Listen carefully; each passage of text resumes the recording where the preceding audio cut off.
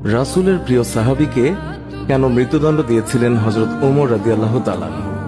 পিতাকে হত্যার অপরাধে তার দুই পুত্র এক যুবককে টেনে হিঁচড়ে খলিফা ওমর রাদিয়াল্লাহু তাআলা আনহুর দরবারে এসে হাজির হল। তারা বলল, এই ব্যক্তি আমাদের পিতাকে হত্যা করেছে, আমরা এর সঠিক বিচার চাই। খলিফা ওমর রাদিয়াল্লাহু তাআলা আনহু ওই যুবকের কাছে তার বিরুদ্ধে আনা হত্যার অভিযোগের ব্যাপারে জানতে চাইলে যুবক বলল, অতি ক্লান্তি অনুভব করার কারণে আমি একটু খেজুর গাছের নিচে বসে বিশ্রাম করতে গিয়ে ঘুমিয়ে পড়ি। উঠে দেখি আমার উট আমার পাশে নেই।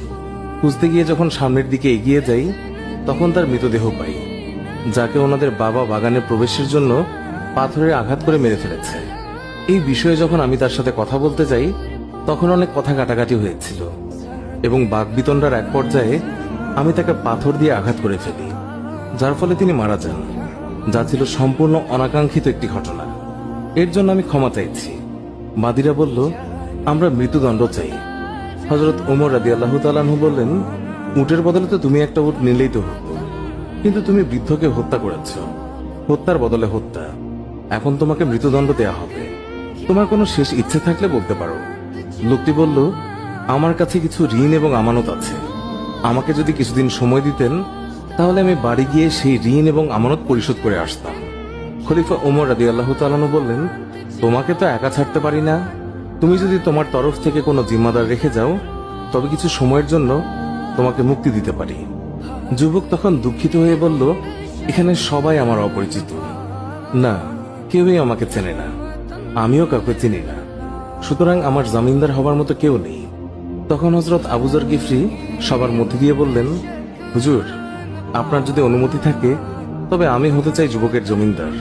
তার এই কথাতে সবাই অবাক হয়ে গিয়েছে, কারণ তিনি ওই যুবককে চিনতেন না, জানতেনও না, কিন্তু তারপরেও তিনি জমিনদার হতে রাজি হয়েছেন। খলিফা বললেন, আগামী জুম্মাবার পর্যন্ত যুবককে মুক্তি দেয়া হল। জুম্মার আগে যুবক যদি মদিনায় না আসে তার পরিবর্তে আবু যরকে মৃত্যুদণ্ড দেওয়া হবে। জামিন পেয়ে নওজোয়ান ছুটে চলল মাইলের পর মাইল দূরে তার বাড়ির দিকে, আর আবু যর গেলেন তার বাড়ির দিকে। এদিকে দেখতে দেখতে জুম্মাবার চলে এসেছে, নওজোয়ানের তো কোনো খবরই নেই।